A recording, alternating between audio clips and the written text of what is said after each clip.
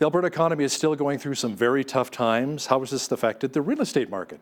Courtney Atkinson joins me now. He's a Lethbridge real estate broker with Atkinson Realty. Welcome back to Bridge City News. Thanks for having me. Okay, let's talk about the real estate market right now in southern Alberta. A lot of people are still hurting, not as much here in Lethbridge. Is it more of a soft market right now? Is it a buyer, seller's market? What are you seeing? It's still a buyer's market technically. We've got about 7 months worth of inventory. So if there were no more sales happening, we would take about 7 months to absorb the inventory that we've got. But admittedly, if you look at the greater factors in our local economy, things are comparatively good compared to the rest of the province, I would say. What's the average price right now for a resale home? We're at about $285 all in for all types of properties across southern Alberta. Okay, what about some of the more popular areas that people are looking at buying in? Yeah. Is it still the west side? Maybe some areas in the north, the newer areas in the north? Yeah, we were chatting about that earlier. One of the fastest growing parts of town is the west side, right, as you pointed out. But, I would say it really just depends on the type of consumer. I live on the south side. Some people prefer the north side. Some folks prefer the west. It really just depends on what you like. But it is the fastest growing part of town for sure. Do you think some people prefer the south side too because you have the nice mature lots, the big trees, as opposed to the newer neighborhoods where you have just little trees? I would say so. It has that sense of being more established. It's just a little bit more cozy, I would say. But then you get older homes, and sometimes they can come with issues, like my house has issues, for example. It's built in the 60s. So you have to trade things off. If you're looking at a new house, you get no problems in new home warranty. And in older neighborhoods, maybe you have some problems if it's an older home. But that comes with the territory, and most people are willing to accept that. Now, I'm glad you brought up some of the older homes as well, Courtney. Would you talk about maybe aluminum wiring? The house is built in the early 70s being an issue? Yeah, there is a little bit of that. Not a huge amount of aluminum wiring here. We do see more knob and tube from like the 20s, 30s, and 40s.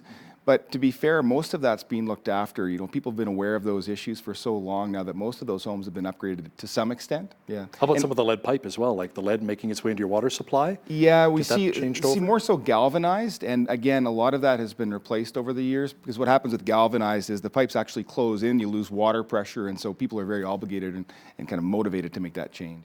What do you think is really driving and affecting the market right now? Is it interest rates? Yeah, there's a few things. We're starting to see the market turn around. We have the same amount of volume and transactions in 2019 as we saw in 2018. So that's positive. That's kind of the first time that we haven't seen any decrease in those types of numbers. I would say with agriculture and all the construction we've seen here in the past couple of years, we've got positive population growth. We've got positive GDP growth in our community compared to other parts in the province. I would say that we're looking at possibly a turn of events here if you consider all things in our economy compared to what else is going on in the province and in Canada. I'd say we're in a pretty prime spot. And recent studies have proven as well that Lethbridge is a great place to invest, isn't it? It is. If you look at the cost of rent versus the cost of ownership, it makes a great case for owning. House prices really aren't that high if you look at the national averages. When you look at interest rates, they're very low. And one of the things that I point out is that, we saw some changes come about from the B20, the stress test as most people know it. It didn't have a tremendous impact on the overall market, but we did see it affect some of the higher priced properties. Overall, the number of transactions has remained fairly solid. And so families are still moving. It's just which families has changed. Do some families like to live in the more rural areas? Maybe some of the bedroom communities where they can save a few bucks, like Colehurst, Coaldale, Nobleford, for instance? Yeah, that's a great question. And I would say that when we first started seeing mortgage regulations come into place and prices were still maybe a little bit on the high side, there was a lot of absorption in some of these bedroom communities, as you pointed out, because people were looking for more affordable places to live. They didn't mind, maybe a slightly longer commute. And if at the end of the month, maybe they're saving $400 on taxes and mortgage payments, it made a lot of sense. Now I think that our economy is stabilized. People are more back at work. Maybe they've diversified in their employment. They're feeling a little more stable, and we're seeing, I think, some of those people maybe come back to the city or maybe look more in the city than they would in the outskirts. You know what's interesting, too? I'm glad you brought up that point. One of my coworkers was living in Nobleford, and they have, I think, 8 kids or so, but a lot of the kids' activities and their sports are here in Lethbridge. That's right. So they were commuting, putting on $60,000, $70,000 a year on their vehicle. So they said, you know what? That's it. We're moving to Lethbridge. Yeah. With 8 kids, that's a lot of driving. It is, right? At the same time, absolutely. Yeah. Are you noticing a decline in younger people looking for homes right now? We thought we would, but I can't say that we are. What we're noticing is that the younger people that we're working with are coming to us prepared to engage somebody in their family or somebody else to work with them on their mortgage, maybe as a co-signer or a co-owner of the property to help them get in because of some of these mortgage changes. But it hasn't dropped off. We're still seeing strength in the absorption of those properties in the, say, the 225 to 275 range in many cases by those young families. And is it still 5% down for first-time homebuyers? It is. That's the general standard in Canada. The role that the B20 has played, or the stress test, as we've said, has required now people to have an additional, or to qualify on an additional 2% above the basic interest rate. So that's meant that it's, you're going to be able to afford a little bit less house, and you may require slightly more down payment to overcome some of that. So it's played a role, and I think that people have mitigated that by either borrowing money or engaging other people in the purchase of their home. Let's talk percentage when it comes to your debt ratio. Yeah. How much mortgage can I actually afford compared to my salary? Right. Trick question. I believe that the number is under 40, like it's a 39 or 35 or something like that.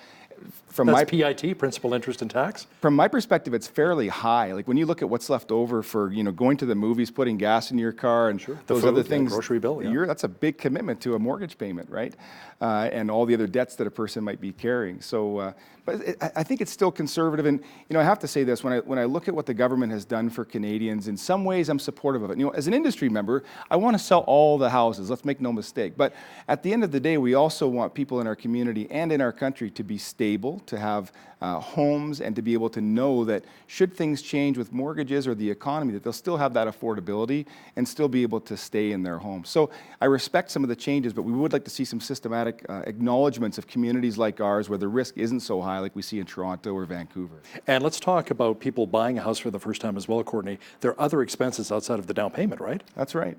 Yeah, when banks are qualifying people for their purchase, a lot of times they'll look for an additional 1.5% in savings, right?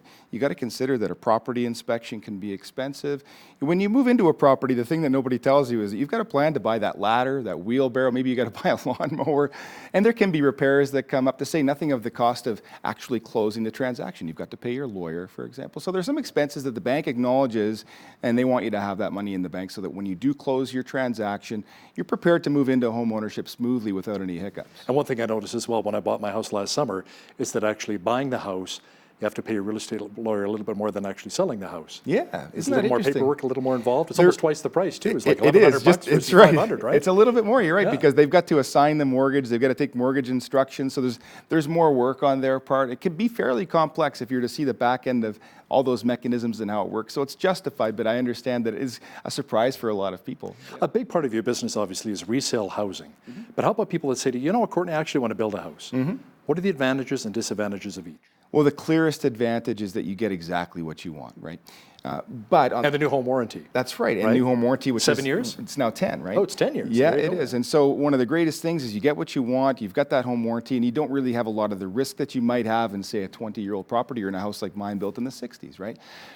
However, the disadvantages are that, maybe you don't like living in a brand new neighborhood, maybe you're looking for more mature trees, maybe you're not keen on having construction anywhere near you. So there can be some drawbacks. It really just a matter Or of who's going to preference. build beside you as well, right? Well, that's right. I remember a house I built in Red Deer many years ago, and I saw this young man and his father building beside us. I'm like, oh, that's wonderful, right? Right. It turned out it was a party house for his 19-year-old son and all of his buddies. Yeah, these things do So happen. the police were called a few times, let's just say, right? Because you really don't know. I have to tell you, I think it was last year, maybe a year before, I had a client that we sold a house for. It was about 1 year later. They called me and said, hey, Courtney, I think we'd like to sell the property. And it was because of a neighbor that had moved in since. They built a house, this couple was loud, they were argumentative, they had barking dogs, and it really just diminished their quality of life. And of course, when they moved in, there was nobody there, right? So these things do happen. So what would you recommend to somebody who's considering buying in a certain neighborhood? Would you say go to that neighborhood maybe on a Friday night or a Saturday night? Yeah. See what it's like? Maybe check out the Tim Hortons. You kind of get a lay of the land of who's living in the neighborhood, perhaps? I feel like you're stealing all my real estate tips. If you're ever looking for work, let me know. Right, I'll give you a call. But no, that is indeed one of the best things that we can say. If you're not quite sure the types of neighborhoods that you want, we like to say, go take a Saturday walk, go take a Friday night walk, right? That's a really good indicator, or a Saturday night walk, just to see what's happening in the neighborhood, who the characters are. Do you see children, or do you see multiple cars coming every 20 minutes, right? That might be a drug house. For all the wrong reasons. Okay, yeah. So these are the types of things that we say to people, hey, listen, especially when you're narrowing in, at the beginning, maybe we're looking at 2 or 3 neighborhoods, maybe 10 or 15 houses. But once you're narrowing it down, maybe if there's a couple different neighborhoods, spend a little bit of time. I mean, that half hour or 2 hours spent kind of snooping around the neighborhood periodically can really pay dividends in the long run. Let me ask you something. Would you take on a listing that's a former grow-op? Oh yeah, in fact I have. I know a But lot. you have to divulge that information, Oh, correct? absolutely. It's the law. It is indeed the law. In fact, I think we've sold 2 or 3 that I can think of just off the top of my head. There's a lot of due diligence required to bring those properties back from the brink first and foremost. And you're absolutely right. It must be disclosed that that was formerly a grow-up. But I must say that, Alberta Health Services and all of the kind of mechanisms tied to bringing these properties back to being healthy again, they've really done their due diligence. And I feel comfortable as an agent representing those properties. But you want to make sure that the consumer, the buyer, is aware of that. And they often want to know about what effort has been made to make sure that these properties are safe, right?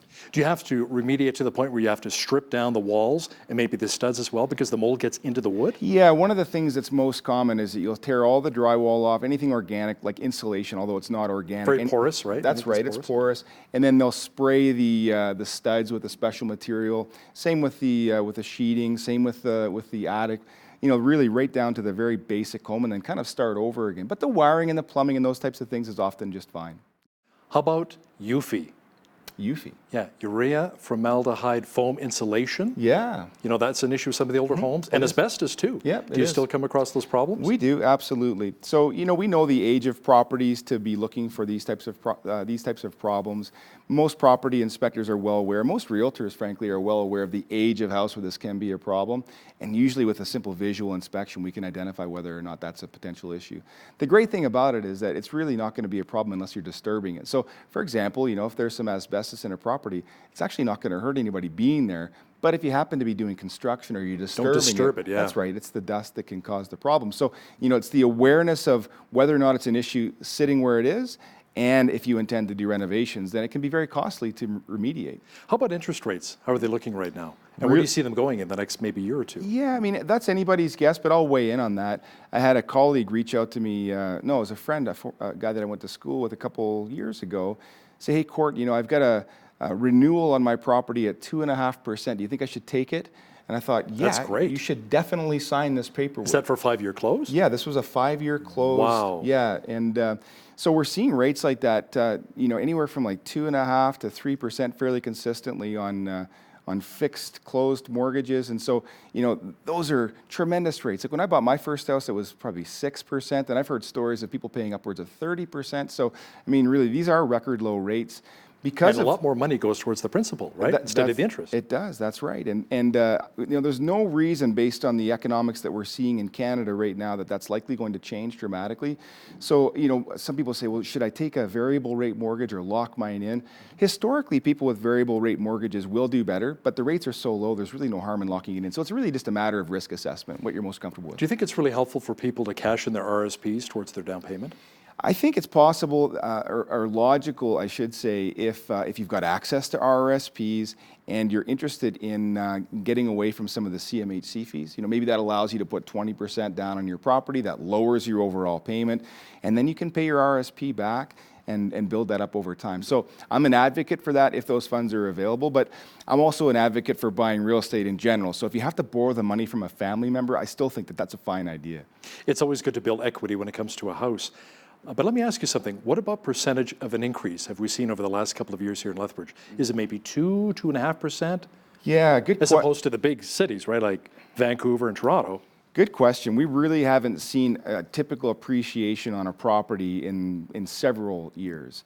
If we look at the average house price in Lethbridge, we've been fairly stable at about $275,000 to $285,000.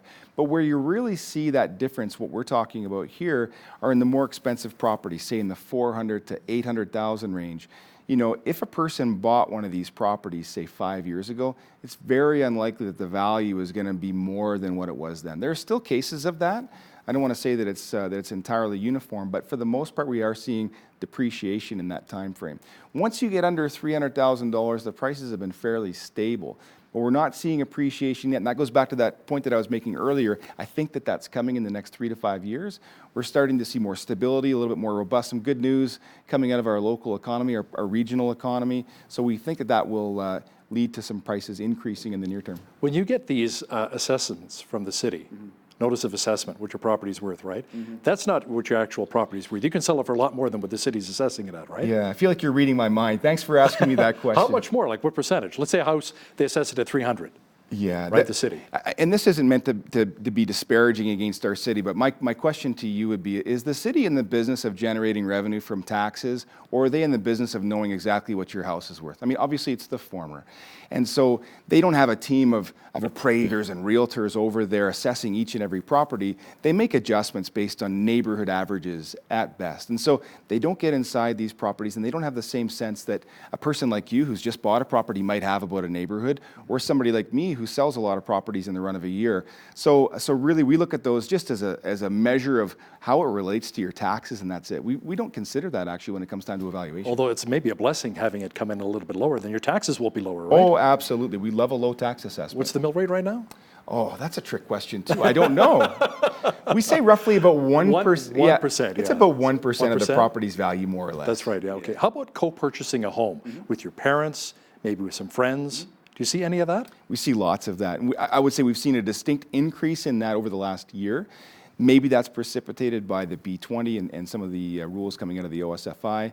But it seems that people are managing that, and it seems like there's enough wealth in our community to be able to support young people that are trying to get into real estate. And so we're encouraged by that. My only consideration is that I think that that's an unintended consequence of this B20 change, and we really don't know how that's going to manifest. You know, you got somebody entering their retirement years, and now they're tied up into 2 mortgages. How will that play out? It's anybody's guess. Courtney Atkinson, broker with Atkinson Realty. Thanks a lot for joining me today in studio. Great to chat.